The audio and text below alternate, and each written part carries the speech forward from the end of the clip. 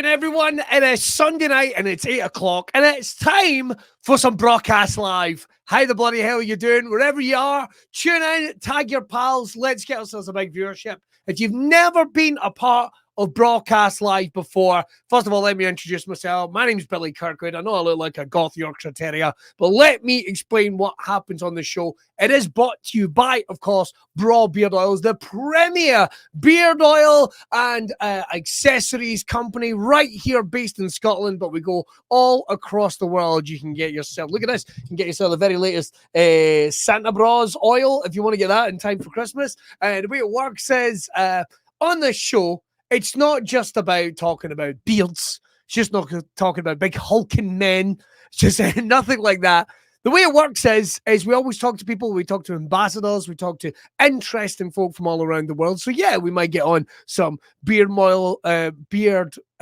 models on. We might get some barbers on. We get loads of wild and interesting people. That's the thing. It's not so much what they do, it's their stories. So we've had barbers, we've had comedians, we've had actors, we've had MMA fighters, we've had downhill mountain bikers, we've had TT rally drivers. So many amazing people on the show, and we bring to you absolutely free each and every week. So if this is your first time joining, sit down, grab a mug of tea and enjoy the show. We've got a belter for you today. We're going to be talking to the amazing George Fox. Now, if you've never heard of George Fox, not only is he a fantastic stand-up comedian, he shows Let's Play Irish Time on his Sunday nights. I think it's Thursday to Sunday nights on Twitch, but he is also the star of Irish People Try on the Try channel on YouTube, which has had billions of viewers. George is amazingly funny in that. The channel itself is so much fun. You can get lost on it. And we're having a chat with George, not only about that, but about his career. And the way it works is we're bringing this free each and every Sunday. So why not do me a favor at the end of the show, or even now? Here's what you can do to help support us. First of all, if you want to get some merch, and we're only a couple of weeks away from Christmas, so you want to beat the last minute rush, head over to Braw Beard Oils. Why not grab, I don't know, beard oil, neck gaiters, some amazing t-shirts. This is the t-shirt they brought out for Christmas there. I don't know if you can see it on there. You can also get yourself vests, combs, all manner of amazing stuff. Why not get it for that pal? Everyone's growing a beard. It's a winter. Everyone's growing a beard just now. So head over and grab something. Also, we are going to be doing Braw Cast Live. That is going to be at the Drygate in Glasgow. That's coming up just at the start of 2022. It's a placeholder. Normally, as part of Braw, we have the huge events where we have the Braw Beard and Mustache Championships. We didn't get to do it in 2021 this year. We're looking at doing it in 2022, but we don't think now is necessarily the right time. So what we're doing is a special event. It's going to be this. It's like a placeholder. So if you were coming to the championships, here's what to do. Treat it as a night out. It's going to be me hosting along with JJ. We're also going to have pro wrestler Jack Jester, power lifter, bodybuilder Calvin Gowan. We're also going to have, we've got so many people. We've got James Coward and so much more. We're also going to have Tea Party for One. We're also going to have Bruce is going to be joining us. So it's going to be a great panel, some laughs, some games. We're just going to be talking, drinking, and having some fun. So why not join us? Don't worry, I'll put the link below this and you can tell your pals. And if you want, here's how you can do us a huge favor. The more reviews we get, good reviews, I want to add, on Spotify or iTunes or wherever you see this podcast, here's what to do. Do me a favor, take 2 seconds, 5 stars. I know you're good for it. Pop over, leave a review. It helps us build up there. It helps us get out there, and it helps us bring you more each and every time. And we've been doing this show now. I think we're on of this inclination, I think we're on it about 82 or something. And I think there's been 120 shows so far. So we're still building this. We're still getting it to where we want to be. And we can do that with your help. And it costs you nothing. So I really appreciate that. Right. I'm going to tell you more about how you can get more amazing free content as well right at the end of the show. But I want to get to today's guest. Now, this is a pre-recorded course. We're still doing some of this stuff down the line just now, but we are going to be bringing you more live and in-person ones. Fingers crossed, once we work all that side out. And it's a difficult world just now. But I want to get to today's guest, George Fox. Now, I've known George for a couple of years. Met him in the green room at the Stand. I think it was in Glasgow. Took an instant liking to the guy. Not only is he really funny, he's got a good sense of humor. We like a lot of the same things. So there's that side of it, but you're going to love him because he's really funny, really engaging, and he's got a hell of a story. I want to ask him about, bona fide, the Try channel, Irish People Try, is he bona fide, right? Is a bona fide viral sensation that just keeps going. So we got to ask him about that, how much fun it is. A little bit of insight in the back to that. So grab a tea, grab a coffee. If you're listening to the audio version that comes out during the week, hope you have yourselves a good time. Hope my dulcet tones will take you to where you need to be. Relax. Occupy the space. It's not really what the show's about. All right, let's get to Billy from the past talking to George Fox. Everyone, say hello to my friend, the wonderful Mr. George Fox. Thank you for joining us on the show, George. I really appreciate it. How are you, man? How are you? I'm good. Is this video as well as audio? This is video as well as audio. Oh, great. Thank God I got dressed. And well, look, the whole place looks great. I'm sure that's the natural lighting that came with the house. This is my whole Twitch setup. So I said I'll put this on. I'll try and impress Billy. But now that it's going to be put online, that's great. That's great. I'm glad I put on pants. I think it looks tremendous. They might probably nothing from the waist down. I do kind of miss those days, to be honest, when you're kind of poo bearing it on those Zoom calls. And nobody knows. It's just your little secret. It's just great. Our little secret. Who's to know? Who's to know? George, there's so much to cover. We've got some questions in as well from the viewers.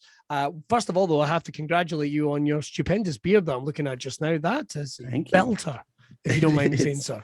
It is. It's a proper pandemic beard. Really? I literally never grew a beard before. And then I thought, okay, I'll give it a try. And then I tried. I mostly just went, let's just see what happens if I don't shave. Okay. And then it got to that crazy area. Right. And then I shaved it back and I was like, oh, this is how people grow beards. See, that's the thing nobody tells you. It's like there are barbers and there is advice actually how to look after it. It's like, oh, I just thought it kind of went like Jack Black right now, just kind of like I'm going to be a Buster Merrifield from Uncle Albert from Only Fools and Horses if I just let this go. Yeah. You can actually... I always wondered how these handsome bastards would just get away with it. I just thought, I'm just 100%. A troll living under a tree. This is how exactly. I would watch these big celebrities and I'm like, how did they grow a beard like that? Because mine just goes out net. And then I realized once it gets out to a certain point, you shave it down. Yeah. You shave a shape into it. And then it's just it takes care of itself quite a bit. Not 100%, but that's most of the work done, which is interesting. And it's all tied in. Although the one thing is they don't tell you there's no videos. And I'm not saying the guys here at Broad Beard Oils could maybe take a look at it. But, if we could have some videos, instructional videos on how to eat with a beard, I personally would appreciate that. I mean, there's nothing worse than suddenly you're halfway through the day and a cornflake falls out and you go, well, that only came from one place. How many people have seen that? I did have to make the transition to eating pizza with a knife and fork. It hurt me. It hurt me to do that. Just to be like, all right, I'll have to do it, and I'll cut it, and it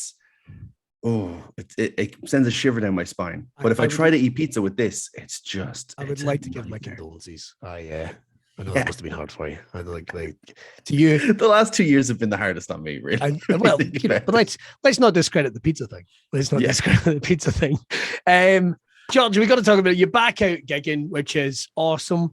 Fingers crossed that's long going to continue, and I know it will, and I know you transitioned into other things, but we got to talk about gigs. We got to talk about how it all kicked off for you, because obviously you're doing the Twitch stream, the Irish Time Let's Play, I believe. Is it Thursdays to Sundays? Have I got that right? I think it's Sundays to Fridays at 10:30 p.m. GMT. I'm on live streaming games and mostly not games, just chat and banter. Which I love a bit of chats and bants. I didn't think that'd be fun, but people seem to like it, so that's very enjoyable for me. But just emceeing a room. You turned into the curve with all that. Obviously, you've got Irish People Tries on the Try channel, what have you? So much more other things. But let's talk about how things kicked off. And I know as comedians, performers, it's always a long storied start, or maybe you felt like you've told this story how many times. So you can annotate it in any way you want. But I'll tell you what, before we get into that, let's kick off. Who were your guys growing up? Who were your comedic idols that maybe started giving you that little bit of I might want to give this a go? Yeah, I think probably one of the main shows was do you remember Billy Connolly did an audience with Billy Connolly? Yes, a tremendous show. The big pink letters behind them. Big pink letters, one of the most amazing shows.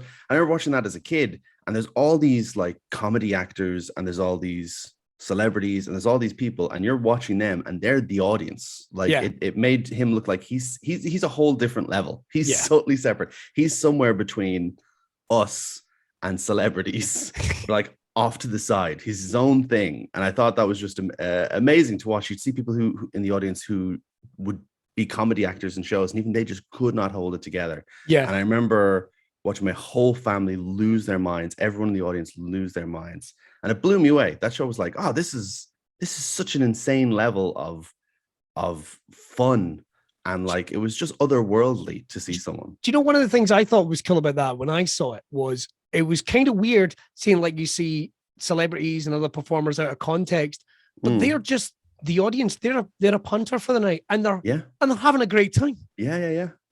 And it's easy to forget that that's kind of, at the end of the day, they're just people, and they like a good laugh. Like, I think I've seen that still of Robbie Coltrane from that so many times, and he is just losing his mind. Losing it. I mean, I think of him all the time as well. When I think of somebody enjoying a joke the most possible, it's that Robbie Coltrane picture of him just, he can barely hold his body together. He's all sweaty. Sweaty. There's nothing better than an audience member sweating from your jokes. We dream of it. Yeah, but, and I think there is nothing better than when you have a good time. My favorite thing, and everyone always asks, is like, what is your favorite thing in comedy? It's like when I kind of lose it on stage to the point that I enjoy the moment so much that I know this is never gonna happen again. Yes. You know, like that weird interaction, you compare all the time, and the weird interaction, they go, this will never happen again, but by God, it's going to make a great story. Yes, It's going to make a great story. Where somebody just tells you something and you're just like, what is happening? Though I had the other night, there was like a lady who, there was a well-dressed lady, and then there was like a guy who was kind of like me, just like slobbily dressed.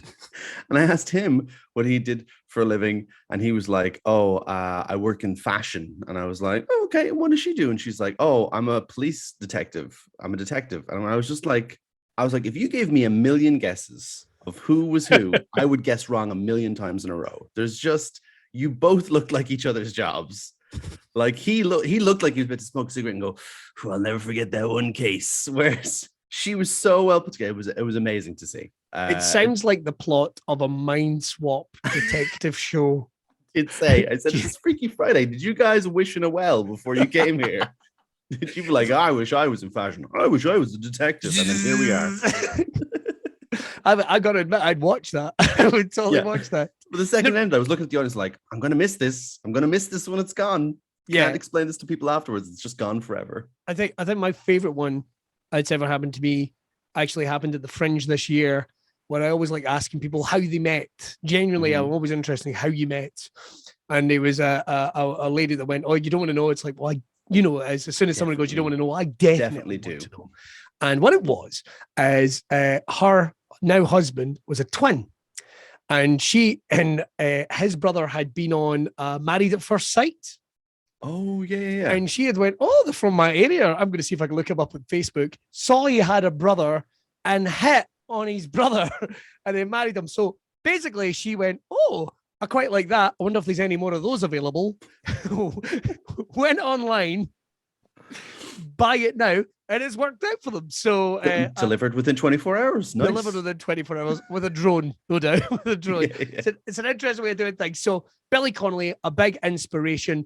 We're going to talk a little bit about Irish comedy, I guess, at the time, which is hugely respected worldwide, travels all around the world, really. I mean, obviously, you've got guys like from Brendan Grace to, Dave Allen. Brendan Grace isn't a name a lot of viewers might have heard very much. Yeah, they probably know it from Father Ted nowadays. Yeah, Father Ted is probably the big one, isn't it? I think he actually passed away last year. I think so, yeah. I might be wrong, but so there's all these names that have traveled in comedies out there, but was that something that you were interested in? Did that connect with you, or was there a generation of comics from Ireland that connected with you? Yeah, I mean, there was Father Ted was the biggest thing possible. I mean, Father Ted was so huge, so incredibly huge in Ireland. Like, the first series came out, and people were like, oh, it was bubbling under in terms of everyone's the public conscious. And then season 2 came out, and it was just everyone was talking about it. Everyone was obsessed. And I mean, I was a child who probably shouldn't have been watching it at that age, but I still loved it. And one of the things that had in that show was like it had a mixture of older comedians like Brendan O'Carroll, like Brendan Grace, or not Brendan O'Carroll, it had Brendan Grace, and then it would have even newer comedians at the time who were brand new, like Jason Byrne was in it. Yes. Tommy Tiernan was in it. Relatively new on the scene then. Ardle was very new at that time. Yeah. I mean, it was mostly comedians that were performing in Ireland's kind of big comedy club, the Comedy Cellar, at that time. Right. And the writers would hang out there, and watch those comedians, and then they ended up in the show, which was amazing. Wish I'd done comedy maybe 10 or 15 years earlier. It would have been real great. With that beard, you were definitely getting a part. With that beard, definitely. You've already got your own dog collar. I could definitely collar. Been a weird priest. 100%. Yeah, you've already got your own dog collar in the middle of it, which you've done, which is impressive. I've got Father Badger comes into the scene. So Catholic, even his beard has a. I don't know what that means. I never thought of that before. It's your joke. It's your joke for free. My gift to you, sir. My gift to you. But what was your journey into the comedy then? Because everyone always asks, how did I get into it? And it's quite a long, I would say, a long journey, because you're not meant to get into comedy, are you? You're meant to get like a job in a factory and what have you. What was your journey into comedy, and were you supported into that journey? I think so. I know you asked me like comedians I liked. Another comedian I liked at the time was, or I probably discovered later, was Eddie Izzard. And I think it's because I really liked sketch comedy more than anything. I really enjoyed Billy Connolly when I watched him doing audience with, but I thought that that's something I can never do. That's something I can never interact with and never ever do in a million years. I standing in front of people and telling the jokes is one-on-one. Nah, I couldn't do that. No way. But I like the idea of like writing and maybe performing sketches. Yeah. So I wanted to do that for a while, but I think what happened to me at first was I was basically a sketch troupe that didn't have anyone else in it. So I was like, well, I don't have anyone else to do these sketches. So I think when I first started, I was just doing almost sketches on stage. Okay. And then eventually, I discovered comedians like Eddie Izzard, who is doing very similar thing where like he would play multiple characters and do stuff like that. And I kind of figured out how to do that as a thing on stage. And then that developed. And then slowly but surely, I got better at the different aspects. Because I remember when I first started comedy, I'm sure you were probably the same, terrified at the thought of somebody interrupting the show. Oh my God. Terrified at the thought of a heckler. Now, oh my God, if a heckler is like a big ham being delivered to my face, I love it. Oh, mom. Did someone shout something out? Well, here we go with the next 10 minutes of this set. I love it. But when I first started out, it was terrifying. And I remember there was another comedian who had started after me when I first started out. And he started emceeing shows, and suddenly people were like, this guy, hey, he's a host guy. And I was very aware. I was jealous. I was very jealous. I was like, I can't do that at all. I can't host. I can't do that at all. And I was like, I want to try and learn how to do that. And so I slowly like started doing like, okay, what if I made the first 2 minutes of my set, I have to interact with the audience. And then eventually made it like, what if it's the first 5 minutes when I get on stage, I have to just have nothing written and it has to be talking to the audience. And so that moved me away from doing the kind of sketchy stuff to more being present in the room and interacting with people. You're not reciting a tape. You're not reciting something. Exactly. There's nothing worse in the world, and it really can be an anchor, I think, to any young comedians or performers out there, is tape in, press play. Yeah. Why bother? So you wanted to develop, and you're amazing at the interaction side. I mean, you really are. Oh, thank you. You're one of my favorite compares. Cheers. And I'll probably say that again before the end of the show in case you end up bringing me on stage somewhere. Anyway, this guy, fuck him. He made a Catholic joke about my beard. Please welcome. I'm livid. I'm pretty sure it was sectarian, guys. Yeah. Pretty sure he's cancelled now, folks. Pretty sure he's cancelled. So please enjoy for the final time. But you wanted to build in that interaction side, and did you find it lifted your confidence when you were doing that? I think so. I think 100% it did. I think it what it did was it made me kind of, I'm just clicking around on things. All right. I think our audio is going up and down. So Yes. I've hopefully stopped doing that. I think it has. I said, but it'll be your OnlyFans account coming in as well, so don't worry about that. Perfect. We're good. We're good to go. We're good to go. We're good. So, yes, sorry, what was the question there? It was I think we're talking about. So you started interacting with the audiences. Yes, and did that making help my that first confidence? 2 minutes a must do. I'm talking to the audience. Yeah, I mean that changed everything for me. That completely changed everything for me because I think, like you were saying, especially because I was doing like more sketchy type stuff and character stuff at the start, that causing you to stop and be present in the room and realize, and I think it's one of the main tenets of being a comedian or being a good comedian, is that every room is completely different. Yeah. It's a completely different room. It's a completely different energy. It's a completely different makeup. And I think one of the top things that I learned was if you can wire yourself into that energy that's in the room, 90% of the work is done, because that audience has its own unique energy. And it doesn't mean you have to kind of bow to what they're doing, but if you can kind of meet them and then take them where you want to bring them in terms of what you want to do, it's so much easier. Yeah. Whereas sometimes I think when you first started a comedy, you just get on stage and you're like, well, I'm going to do what I'm going to do, and you're either going to like it or not like it, and I'm going to know in the first minute exactly what's going to happen. So being flexible and being present in the room and knowing that if something happens, not only is it not like a terrible thing, it's a gift. It's a gift. There was a lady on stage last night when I was hosting, and I was saying to the audience, I was like, we're going to have a great show tonight, blah, blah, and she was opening her packet of crisps. And I was like, blah, blah, blah, and I was chatting to us, and I went, and how loud is that fucking packet of crisps? And everyone stopped and lost it. And I was like, I watched everyone's face. I was saying, we're going to have a great show. And you were all like, But what about those crisps? They're so loud. What flavor are those? Is that something to do with it? And I said to the lady, I was like, come on, all right, you got to get them open. She's like, I'm embarrassed now. And I'm like, please don't make this a whole thing where I get cancelled for shaming a woman for crisps. And so then she struggled to open them. And then the second they popped, the room popped. And they just gave a round of applause. And I was like, look at that.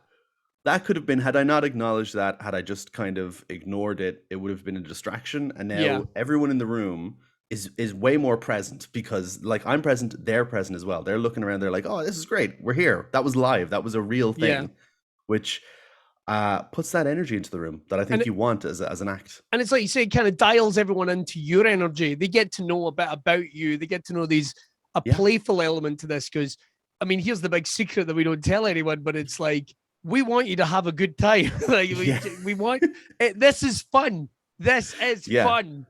You're coming to have a good time. We want to have a good time with you. And it's like you say, if you can just meet. I feel like Dwayne "The Rock" Johnson trying to talk about you. If we just get that energy together, it does. You feel like you're that guy. You feel like you're a guy doing one of those courses on like tricking people out of their money. You know, by like hey, I'm a self-confidence guy. I'm Tony Robbins. Welcome everybody. Let's get that energy in the room. Like it feels like you're selling people on a cult. But the truth is, when comedians come on stage, that is. They're giving everything they have, but that's still only 50% of the night. And then the audience, 100%. They are that other 50%. And I always try to say to crowds, like, look, by the end of the night, like audiences, the way it works is you start here as an audience, and then you move up a certain amount. That's how every show works. Every audience, even if it's a bad audience, they're better by the end of the night than they were at the start.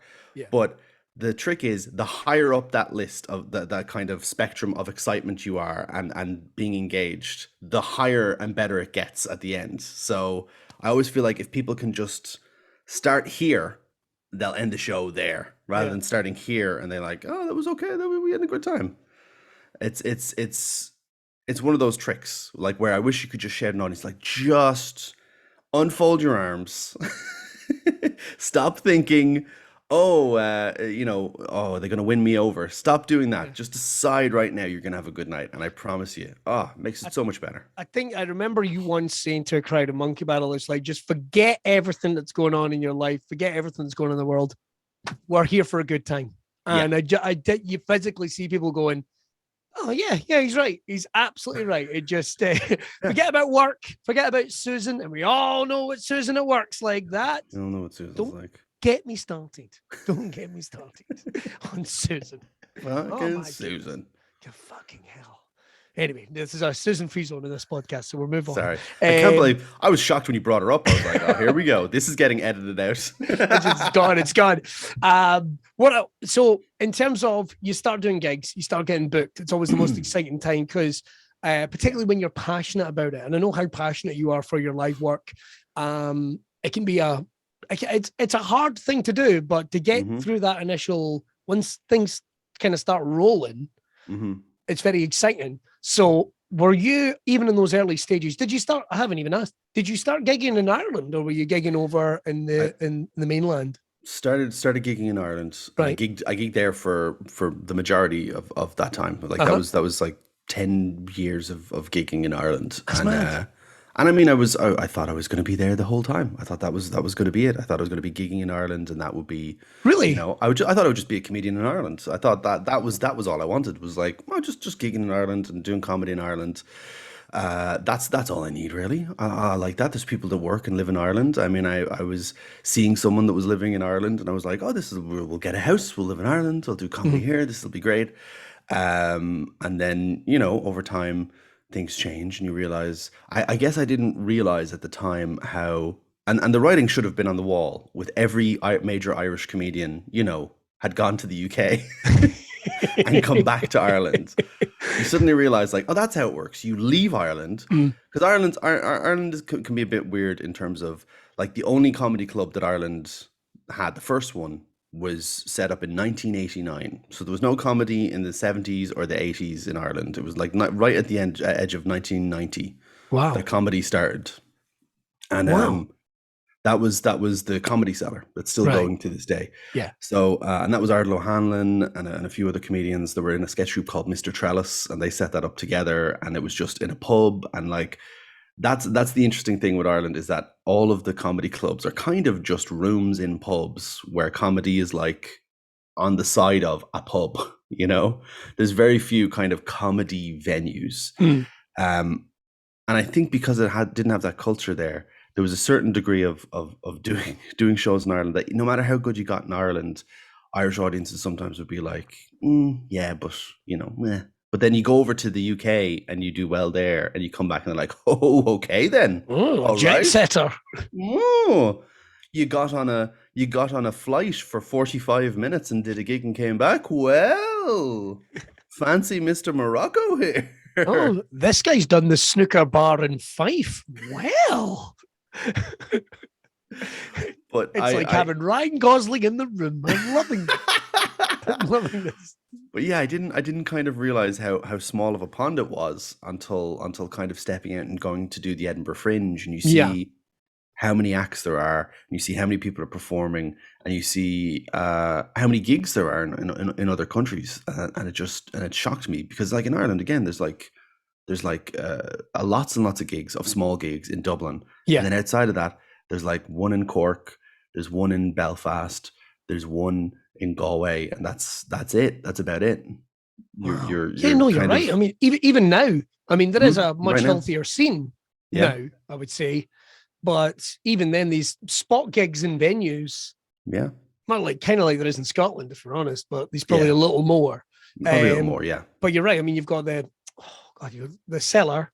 You've obviously got there's the Empire. The Empire. The Queen's gig is gone. Yeah. The Laughter Lounge, of course. Laughter Lounge. The one in Galway, Russian Dub. Have we made that? Russian Comedy Cellar. I think there's a Comedy Cellar or Comedy Basement in Galway, I think now. God. And then there's what's the one in Cork? I think it's City Limits in Cork. Anyway, they've had their free advertising. There we go. Good luck to them. But George, you decide to make the jump. You decided to make the jump and come over and join us in the glory lands of Scotland. I did. But before we get to that little journey, we've got to talk about Irish People Try, which I mean, I love stuff like this. Like I will lie, I'm addicted. I was the guy that introduced my wife to ASMR, even though I think ASMR is a little silly. It is a little silly. It is a little silly, but it does still work. It does like you think, this is silly, and then your brain is like, Meow, and you're like, oh, okay. It's like I think I find ones are just people combing microphones a little is that nice? I think I find them a little silly. Yeah, it's the ones where they have like a fake head and they whisper in each ear. Yeah. Those are the ones where I'm like, I'm out. I'm out. But even the ones with the characters, I mean, they help you go to sleep, but it'll be like somebody being an optician and they're there going, is it better now or now? And I get it. I get it because, like, honestly, opticians are sexy as fuck. But the point is, the kind of, but it's the glorious world of YouTube becomes a real haven for creators and amazing things. It does. The Try channel is one of them. And how would you, someone that has never watched before, describe Irish people try? So it was a thing where, if you've ever seen BuzzFeed, that's how it started. Have you ever seen BuzzFeed? So in like the mid 2010s, like 2013, 14, 15, that kind of area of time, React stuff became a thing online. And so some people decided to set up a channel in Ireland, and they got a bunch of like random people and actors in and people in media to react to stuff. And they very quickly were like, oh no, this isn't what we want it to be. And then someone went, what if we tried comedians? And then suddenly it was like, hey, people that might actually have some chat. Exactly. People who can banter, people who can react. And so comedians got invited in to do those, and a bunch of like Dublin comedians. And it was one of these things where they'd invite someone in, and then someone would tell their friend to come in, and they would try and bring different people in. And it's very silly stuff. But it's one of those things where, you know, with comedy, where you kind of have to diversify with comedy, because you do stand up and it's great and that's your main thing, but then you're continuously kind of given these options to do other things, like whether it's like voice. Have you ever done voiceover? Like voiceover opportunities like pop up and you're like, all right, I guess I'll do this. And of course, like you got to do something you love. You got to do you know, commentating for wrestling and be involved in that, which is a huge thing. But that also, you know, your comedy kind of plays into that as well. It all feeds off each other. It all feeds off each other. Yeah. Even with radio shows and stuff like that, I always say it's like comedy's the nexus. Is the nexus. But when people say dickhead things like, well, you must be getting ready to pull off on the comedy side, it's like, absolutely not. It's the engine that drives this bastard. Yeah. If that goes, everything else falls apart. Yeah. But yeah, as a comedian, you keep getting opportunities like, oh, do you want to do like a you know, a radio thing or do interviews on radio or whatever. You're constantly being kind of propositioned with different things that you kind of feel like, oh, can I do this? Can I do this? And then you do it and you're like, oh, this is great. This wires into that part of my brain. So I'd seen a few comedians do this thing with reacting to stuff, and I was like, oh, I don't know if this is for me. And then I got in there and it was like, oh, it's just like hosting a gig like we were talking about earlier. It's being present in the room, it's being shown things, it's interacting with the person you're with, and it's just trying to be funny to camera. And then they've got these great editors who take all of the shite out and make it just good stuff. Bless them. God bless them. God bless them. I love them. Like, especially when you realize like we film for 40 minutes and then it's edited down to 4. And I'm like, thank you for just the jokes. And it became a lot of fun. But what became weird was the video started going insanely viral. Yeah. So we'd do a video, and one of the first ones I did, I filmed, and then I was in Edinburgh for my birthday, and that day the video just went bizarrely viral, and it was released and it went viral, and it got listed on BuzzFeed. It went onto YouTube as like one of their top 10 videos in the world that day, which is one of the weirdest things to see. And then it started getting featured on like TV shows as well. Excuse me. It started getting featured on TV shows. So like there's like an Irish version of Loose Women, and they were showing the video and talking about it, and I was like, God, this is very odd. And like it racked up like 2 million views in 24 hours, which that's huge. I mean, there's movie trailers, blockbuster movie trailers that don't do that, and that's incredible. So do you remember what the first video was? It was Irish men react to sex toys. That was the first one. I'd watch that. Yeah, but I've got to admit, I'm already sold. Sold. Here's the embarrassing part is that they were your sex toys. So I'd never had anyone. So there'd been like 5 or 6 that had come out before, but nobody had ever really recognized me from it before. Okay. And so I know it had gone viral, and I was on my way to the airport to fly over to Edinburgh for my birthday, and I'm sitting in the airport, and there's this guy, and he's like wearing like a Chicago Bulls hat, and he keeps looking up at me, and he's like looking down at his phone, he's looking up, And then he holds up his phone. He's got the video. And he just points at me and goes, "My man." And I was like, I was like, I hope no one ever recognizes me again. That's perfect. And then I walk down and I get onto the plane. And I'm walking on the plane. There's a lady putting her bags up and she spots me and goes, "Oh, oh." And she's like hitting her husband who's facing the way, like, "Look, look, look." From oh God. And I go, "Oh, from the sex toys video." And she goes, "What? We saw you at the weekend at the Comedy Cellar." "The what?" And I was like, "Oh," and there was like all these people behind me, like going, "Can you?" The lady like was like, "Can you move on, folks, please?" And so I just had to like walk past her. And at one point during the flight, I looked up and she was like getting something from her bags, and she looked down at me and just this withering, just this withering Jesus. look. The sex toys video. What does he mean, sex toys videos? I mean, should we phone the police? I mean, what's going on? Can you phone the police from a plane? Which police do we call? He's Ireland's only porn actor. Only porn actor. So that was the first moment of like, oh, being recognized, and then immediately smashing into the ground as quickly as possible from I think that's a good way of doing it. But the videos themselves, you obviously continue doing them, and huge things, and they're so much fun. I think one of my favorites that you all did was maybe you were trying either American Candy or American Christmas Candy. I can't remember. Yes. I remember that one because that was, I think, the first one. No, it can't be the first one because we'd met before then. But I knew you as George Fox, the comedian, when I met you. I didn't know you as George Fox from Irish People Tries, of course. Yeah. If somebody had went, George has got a video of sex toys, I would have been like, my man. I would have been exactly the same. I mean, this guy sounds great. We'll have plenty to talk about. But do you think it's helped? I mean, it's a weird thing, and I can only equate it to my Z-list level of reckonability, if that's even a word. Do you think has it helped your career, do you think, or is it just a little fun sort of add-on, bolt-on, if you like, to what you do? I mean, it's interesting because people know my name from it and have come to like my social media and have come to shows to see stuff. I mean, I do know that when I first came over to Scotland and I did my first spot at Red Raw in Glasgow, Ashley Story was hosting, and she was like, "Hey Anna, do you do those videos on the internet?" Right. So I was like, "Oh, that's great." And then I walked out on stage, and as I went out on stage, a woman in the audience did go, "That's him." And they came up afterwards, and apparently they've been watching one of the videos just randomly. They'd been watching one of the videos earlier that day and had been watching some try video. And so when I walked out, for them, it was the most insane moment ever. Wow. They were like watching the video, watching it in the house before they left the house. And then they came to the show, had no idea who was going to come out. And then I walked in and went, "It's me, the guy from a thing earlier that you watched." And they lost it and freaked out.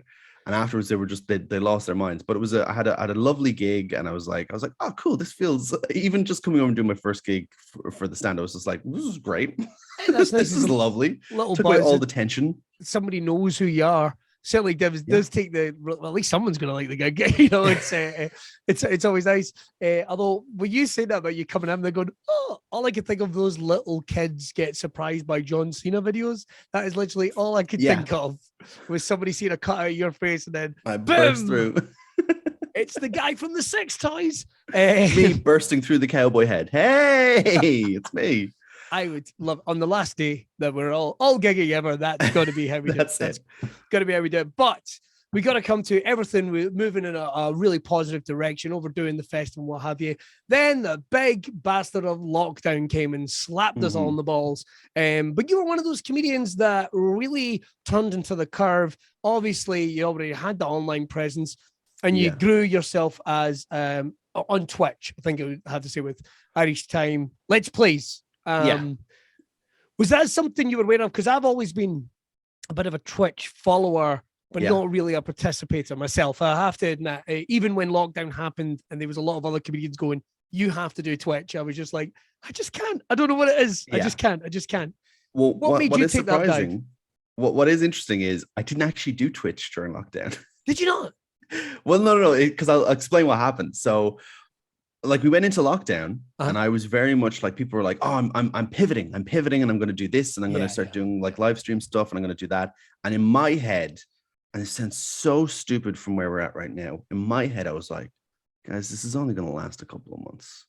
There's no point learning all these new skills and like learning all this stuff and like buying equipment for, you know what, guys, I'm just going to focus on stand. I'm just going to keep writing stuff on the internet. I'm just going to do that. I'm just going to be focused. When I come back, I'm just like ready to go.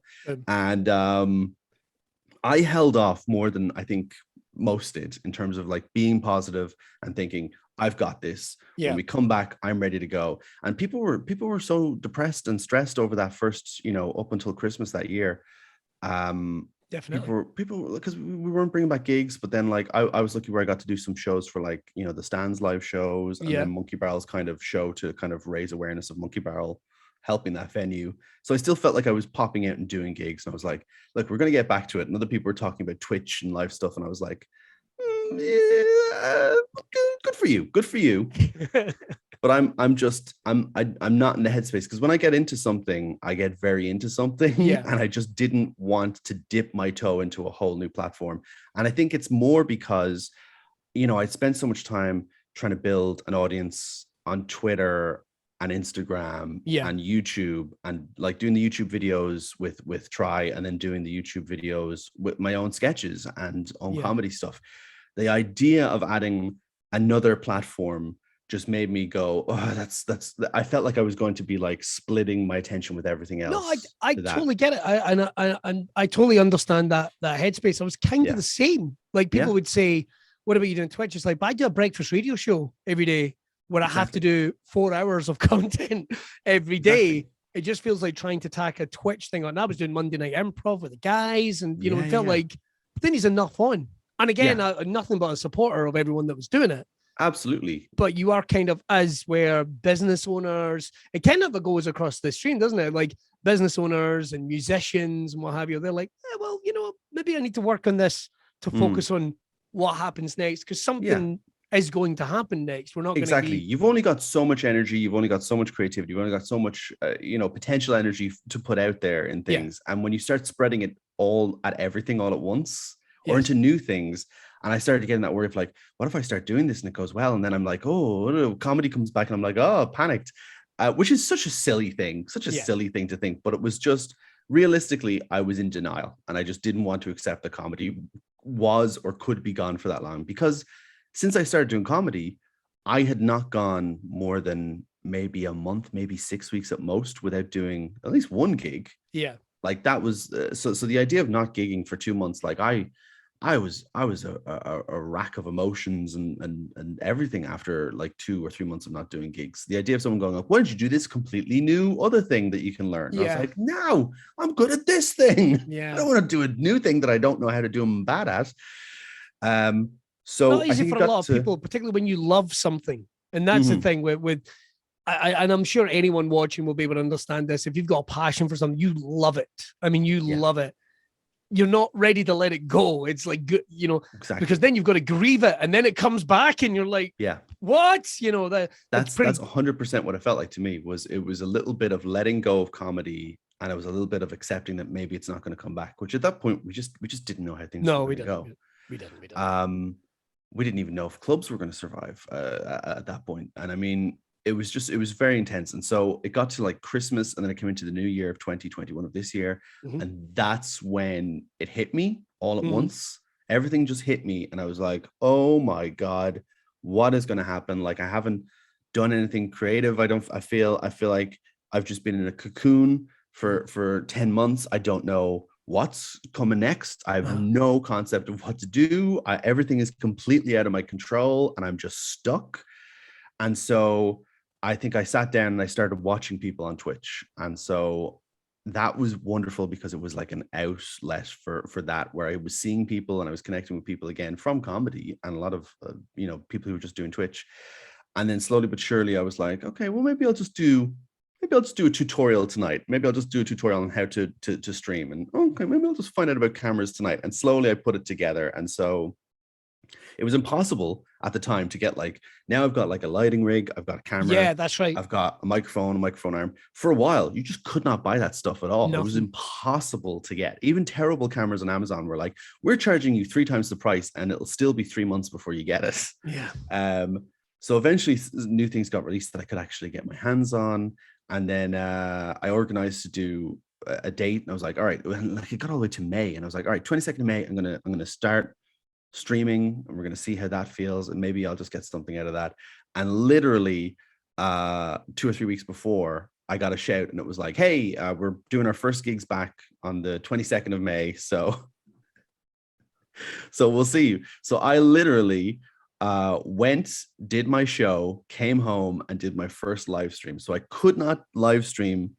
It looks like I couldn't live stream separate from comedy, but with comedy, still having comedy, I was like, okay, I can do this. I can do this. This is the same energy. But yeah, I couldn't grieve comedy. I was like a wife whose husband went off to war, and I couldn't take care of the garden until I saw him come down that driveway. I was like, here we are. I'll make the house beautiful again. Take all the sheets off all the mirrors. Light the candles. I love that. I love that. The idea of you with your hair done up like a World War II wife and a flowery flock. Just a big flowery flock, just all bunched up. It's just the face. It's just a quilt. And then I see him and I was like, yes. Run off the widow's walk, and here we go. Oh, that's awesome. But the Twitch is going very well. The Twitch is going very, very well. So the thing for Twitch has been incredible, because it's that thing of just like when I went from doing just stand-up sets to talking, to the audience. It's been a revelation of I can interact with people. It's like doing a comedy room. You're interacting with people. You're figuring out how to interact and do jokes, and kind of the same way as a comedian how to play a room. You learn how to do that digitally with the video, with the chat, and I've loved it. It's exploded in a way I did not think was going to happen. Like, I've been incredibly lucky, where like a lot of people, every night we go on stream and someone will come in and be like, hey, you're that, I recognize that face from Try Video. I haven't done a Try Video in 2 years. It's 2 years since I filmed one. No way. Yeah, it was 2 years ago. I did one in January of 2020, and that was the last one that I was able to film with them. Has that been because of literally everything that's been going on in the planet? Everything that's been going on with the pandemic. They're very like, we want you back as soon as possible. But I mean, just flying over, getting tests, and going into the studio and traveling around Dublin, and even just there was a point where I was going to travel back last year, and then I didn't travel that day because I was worried about something. And that evening they announced going into lockdown for Christmas. So if I had gotten that flight, I would have been trapped in Ireland for stuck. 3 months, which is a long time. So that kind of has put the fear into me. So even now I'm still like talking to family, and they're like, maybe just leave it till after Christmas, because we'll see how this plays out. You don't want to get trapped over here, I think that's it's what's stopped me going back and doing gigs in Ireland for the exact same reason. People have been like, do you want to? And it's like, I kind of, not really.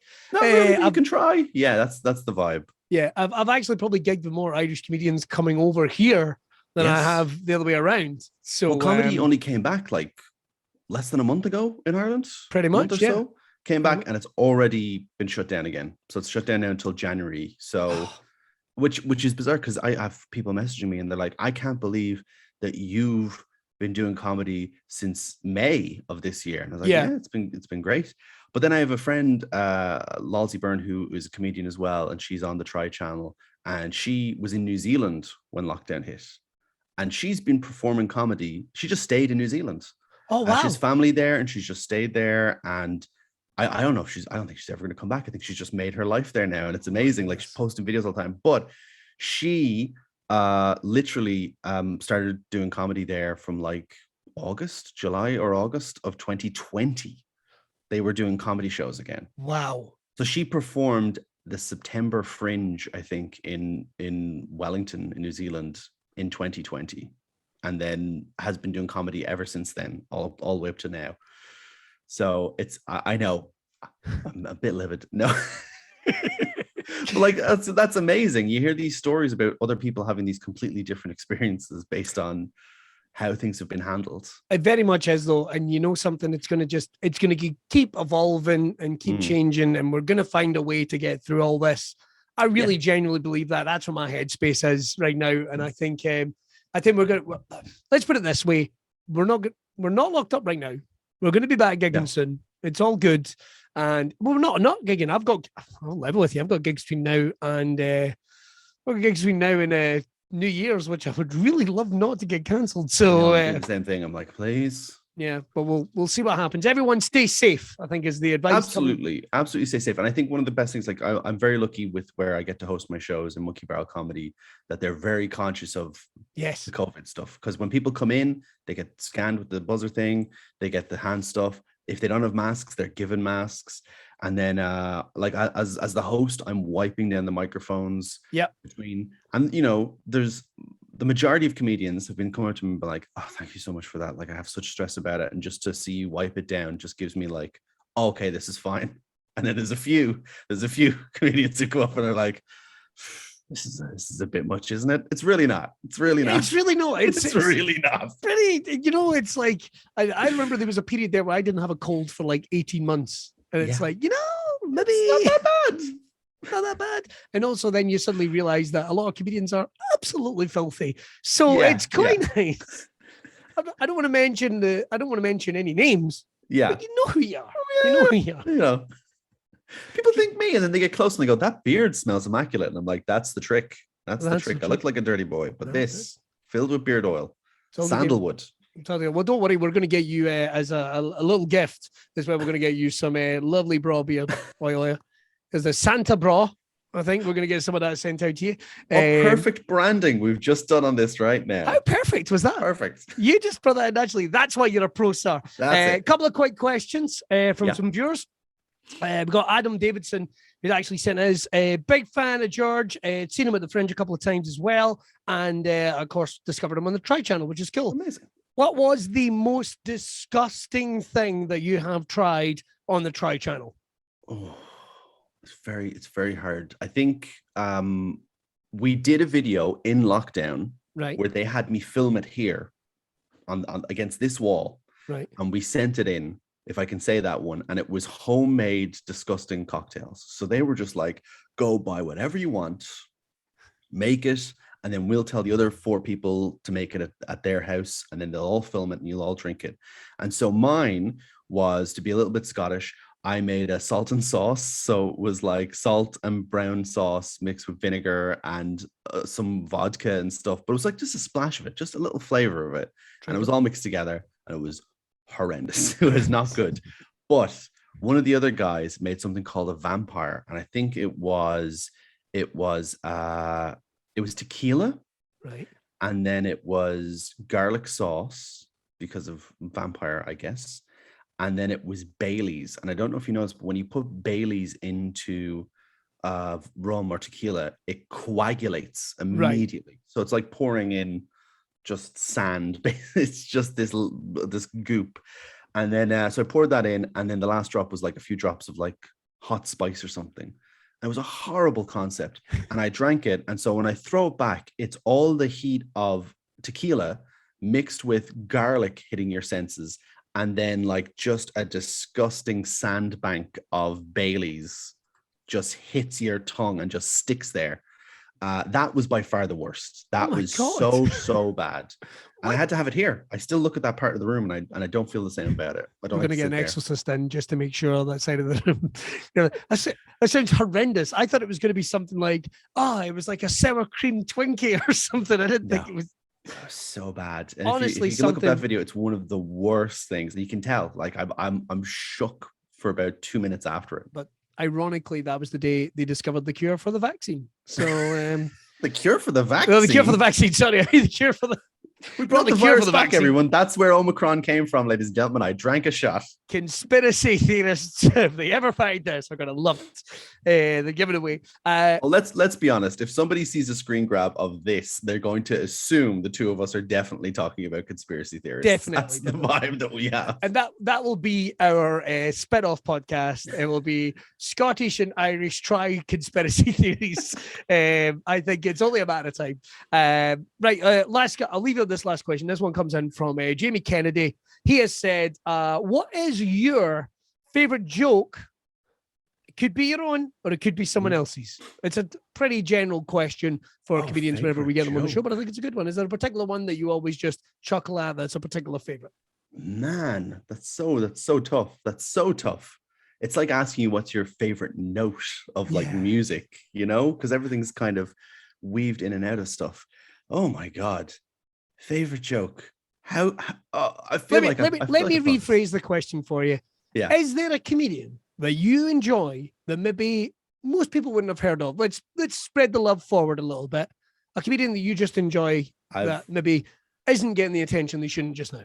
So I can tell you my favorite comedians, but it's gonna seem real hipstery, and it's because I got into it a few years ago, and it's the comedians Gaki no Tsuki. If you've ever heard of Gaki no Tsuki. I have not. Gaki no Tsuki are these two, well, it's Downtown is their name. So Gaki no Tsuki is this show that happens every how can I explain this? Downtown is a duo, a comedy Japanese duo who have a show every Wednesday live. And something that they started doing was very similar to Try. They started doing like pranks and like punishment games against each other. And eventually it evolved to them doing a 24-hour no laughing challenge that's shown every New Year's Eve in Japan. And it is one of the funniest things I've ever seen. Every year has a different theme, and I cry laughing maybe 10 times each year watching that. Like, it's every year, there's one of the funniest things I've ever seen is in that. You would think there would be like a language barrier. What's interesting is so much of Japanese comedy is influenced by like British and American comedy from like the 60s and 70s. So it's like seeing into an alternate universe where, okay, what would comedy look like if like alternative comedy didn't happen in Britain or the US in the 70s and 80s, wow. You know? But it happened for them in the 90s. So they all got like wild and crazy in the 90s and got their punk rock comedians. And what it's evolved into now is just so different and unique and fun, and some of the pranks are just incredible. I'm trying to think of, I mean, there's an amazing one where there's a guy on it called Tanaka, and he keeps getting a punishment called Thai kick, where a Thai boxer comes in and kicks him as hard in the arse as possible. But they hide it throughout every year. You think it's not going to come back this year. And so like one time he like is playing like a claw grab machine. He's trying to get something out and he gets it out and he opens it up and it says Thai kick inside. And he's like, no. And the guy comes in and kicks him in the arse. There's another time where they have the game Super Mario Maker and he's playing it and he's trying to beat it because he thinks there's a prize at the end, and he gets to the end and written in coins on the last level, Thai kick. And then the one that made me laugh. Give the people what they want. The one that made me laugh the most was they had a video from his son. And so in real life, he had gotten divorced earlier that year and he was taking care of his kids. And there was a letter from his son, and it was like, you could see the letter written out. And it was just his son talking about his dad. And up to this point, they'd had letters from all of the sons or from all the children of the different people who were on. And it was just really lovely. They would just say, oh, I love you so much. And I'm so proud of you. I hope you have a great year this year. You're a great mother or dad or whatever. And so it comes to Tanaka. He's reading at his son, and his son's like, I know I got, bullied sometimes in school this year, but you were always there for me. And Tanaka's just crying, just like, so proud of his son. And it gets to the end of it and it just goes, P.S. Thai kick. And he just goes, no. This beautiful, pure moment, just perfectly placed. And then he comes in, and so you just see the faces of everyone else explode with laughter. So I've never seen a show that makes me feel like I'm there as part of that group as much as Gaki no Tsuki. So if you can check that out online, yes, 24-hour no laughing games. That is my favorite thing in the world. It's my favorite joke. It's my favorite comedy group. It's my favorite thing to watch. And I've never laughed harder than I've laughed at that. I think that sounds like essential Christmas viewing as well. I think that sounds absolutely essential. George, this has been so wonderful catching up, but it's been brilliant having you as a guest on the show. Everyone, I'm going to hand to Billy from the past, who did a really sexy intro to the show. So now he's going to do a really sexy outro to the show. Might build that up too much, but one more time, give it up for our amazing guest. Make sure to follow him, check out his Twitch, and when you can, go and see him live. Get up for the wonderful Mr. George Fox, ladies and gentlemen. Yes. Bye, everybody. As I promised you, another brilliant episode with a wonderful George Fox. do me a favor, follow him on social media. He does some brilliant stuff. If you're into Twitch, go and check him out. But why not head over and check out Irish People Try? All the guys on that channel are an absolute blast. It's really, really funny. And listen, it's going to give you some insight, I think, into our brothers and sisters over in the Emerald Isle. We'll get to that in just a wee second. Right, one more time in the last minute plug once again for Braw Cast Live. That is going to be Saturday, the 19th of February, the Drygate Brewing Company. Head over. You can get your tickets right now. These have actually gone out with orders. So if you are ordering, don't worry, you'll get that wee reminder. It's a night out. It's a bit of a laugh. JJ's obviously want to make sure that there's plenty of people buying tickets. So I tell you what, we've done all right so far, but why not do that? Hey, this would be a great thing to plan ahead. Get some positive vibes going for 2022. So get in there. It's going to be a little bit of a chat show, some comedy, some entertainment, and I promise you there's going to be some surprises. Also, if you want to get more beard-related content, don't forget to head over and subscribe to the Braw Beard YouTube channel. Totally free. Hit that subscribe button, hit that bell. JJ's putting out vlogs, he's putting out beard maintenance tips, and so much more. Head over to check that out, and you can watch the audio version of this, or you can watch the video version of this. The audio version of this is going to hit all the podcast subscribers and what have you at the start of the week. Right. All that's left to say right now is stay safe, get your vaccines, get your boosters if you can. I want you to look after yourself, and I'm going to see you next week where we're going to be talking to not only model, we're going to be talking to actress, we're going to be talking to presenter Veronica Lestrange. That's going to be a great one. Really looking forward to that. So make sure to get your questions in for her. I'm going to get out of here, and I'm going to see you next week on Braw Cast. That was like, I tried to wink, but I did it with both eyes. That was just weird. I'm absolutely buzzed out my tits. Have yourself a great day. Bye!